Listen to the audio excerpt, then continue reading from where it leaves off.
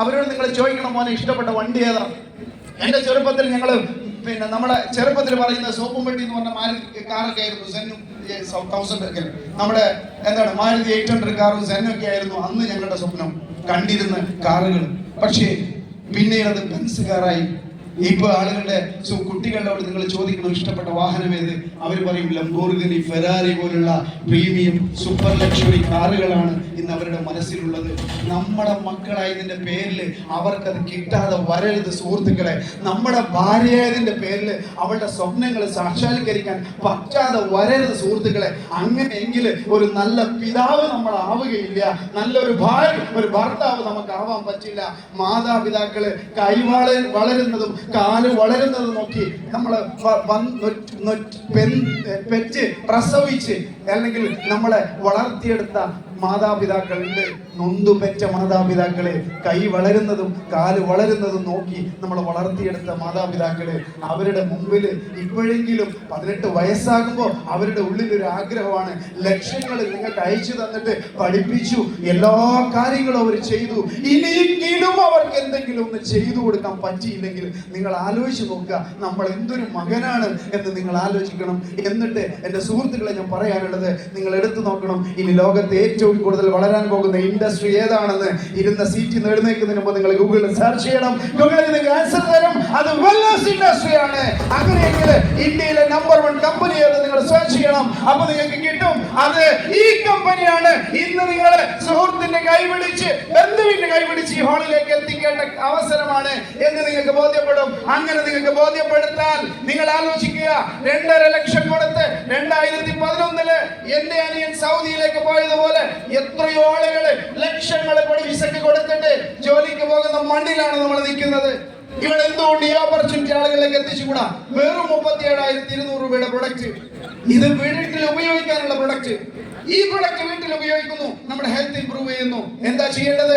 2 സുഹൃത്തുക്കളിലേക്ക് opportunity കൊടുക്കണം, 2 സുഹൃത്തുക്കളിലേക്ക് അവസരം എത്തിക്കണം. ആ 2 സുഹൃത്തുക്കൾ ആരെയാ വിളിക്കേണ്ടത്? നാരായണമൂർത്തി 5 സുഹൃത്തുക്കളെ വെച്ച് തുടങ്ങി. എന്തുകൊണ്ട് നമുക്ക് 2 സുഹൃത്തുക്കളെ വെച്ച് തുടങ്ങിക്കൂടാ? നമ്മൾ കാണുന്ന മുഴുവൻ ആളുകളോടും പറയണം, പെണ്ണ് കാണാൻ ഇറങ്ങുന്ന പോലെ ഇറങ്ങണം. ഇറങ്ങിയിട്ട് ചിലർക്ക് 1ാമത്തെ പെണ്ണ് ശരിയാവും, ചിലർക്ക് 10ാമത്തെ പെണ്ണ് ശരിയാവും, ചിലർക്ക് 50ാമത്തെ ശരിയാവും. അങ്ങനെ ഇറങ്ങണം. എന്നിട്ട് മുടക്കിയ മുതല് നമുക്ക് ആദ്യത്തെ ആഴ്ച തന്നെ നമുക്ക് ഉപയോഗപ്പെടുത്താൻ പറ്റണം. ഒരു കഥ കൂടി പറഞ്ഞുകൊണ്ട് ഞാൻ മൈൻഡപ്പ് ചെയ്യാം. പലപ്പോഴും പലരും പറയുന്ന ഒരു കാര്യമാണ്, എനിക്ക് 2 ആളെ കിട്ടൂല. എന്റെ ഈ ചിന്ത മാറ്റിയത് താനൂർ റെയിൽവേ സ്റ്റേഷനാണ്. താനൂർ റെയിൽവേ സ്റ്റേഷൻ പണിയൊന്നും ഇല്ലാണ്ട് 3ാമത്തെ പ്ലാറ്റ്ഫോം ഉണ്ട്. അവിടെ പ്രത്യേകം എന്താ വെച്ച് കഴിഞ്ഞാൽ DTR ഒന്നും വരില്ല.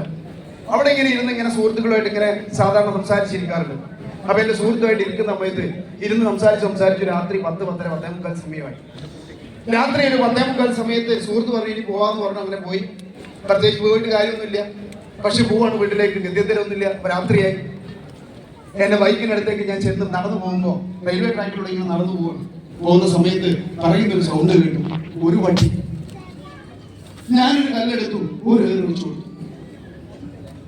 കുറച്ചുകൂടെ മുന്നോട്ട് പോയപ്പോ ഭയങ്കര സൗണ്ട്. നോക്കിയപ്പോ ഒരുപാട് പട്ടികൾ. രാത്രി 10, 10:30, 10:45 സമയത്ത് ഒരു പട്ടി വിചാരിച്ചാൽ 10, 15 പട്ടികളെ കൊണ്ടുവരാൻ പറ്റും. എന്റെ സുഹൃത്തുക്കളെ, ഞാൻ ഒരു കാര്യം ചോദിക്കുന്നു, നമ്മളൊക്കെ വിചാരിച്ചാൽ 2 പുലിക്കുട്ടികളെ നമുക്ക് കൊണ്ടുവരാൻ പറ്റിയില്ല. നമ്മൾ വിചാരിച്ചാൽ രക്ഷപ്പെടാൻ ആഗ്രഹിക്കുന്ന ഒരുപാട് ആളുകളെ നമുക്ക് കണ്ടെത്താൻ പറ്റിയില്ല. അങ്ങനെ ഈ ഒരു ബിസിനസ് ഏറ്റെടുത്ത് ഒരുപാട് ആളുകളിലേക്ക് എത്തിച്ചു കൊടുത്തുകൊണ്ട് ഈ ഒരു അവസരത്തിലൂടെ ഒരുപാട് ആളുകളുടെ ജീവിതത്തിൽ വെളിച്ചം വീശുന്ന ഒരു വ്യക്തിയായിട്ട് നിങ്ങൾ മാറണം. മെഴുകുതിരി പോലെ കെട്ടുപോകുന്ന ഒരു തീയായി നിങ്ങൾ മാറരുത്. എന്നും ജനങ്ങൾ ആഗ്രഹിക്കുന്ന പോലെ മറ്റുള്ളവർക്ക് വെളിച്ചം കൊടുക്കാൻ വേണ്ടി കത്തിത്തീരുന്നതാണ് മെഴുകുതിരിയെങ്കിൽ അങ്ങനെ ഒരു മെഴുകുതിരി അല്ല നമ്മൾ ആവേണ്ടത്. എന്നും രാവിലെ ജനങ്ങൾ പ്രതീക്ഷയോടെ പ്രത്യാശയോടെ കാത്തിരിക്കുന്ന ഒരു സൂര്യനെ പോലെ വെട്ടിത്തിളങ്ങുന്നവരായി മാറണം. അതിന് ഇന്നത്തെ ദിവസം നിങ്ങളെ സഹായിക്കട്ടെ. എന്നിട്ട് എത്രയും പെട്ടെന്ന് ഒരു ഉറച്ച തീരുമാനമെടുത്ത് മലേഷ്യ നിങ്ങൾ വീച്ച് ചെയ്യണം. എന്നിട്ട് നിങ്ങളെ കളിയാക്കിയവരെ പരിഹസിച്ചവരുടെ മുമ്പിൽ കാണിച്ചു കൊടുക്കണം. ഹീറോ ടൈഗർ അബീബി സിന്ദാ ഹേ, ജീവിച്ചിരിക്കുന്നുണ്ടെന്ന് കാണിച്ചു കൊടുക്കണം. I show the very best.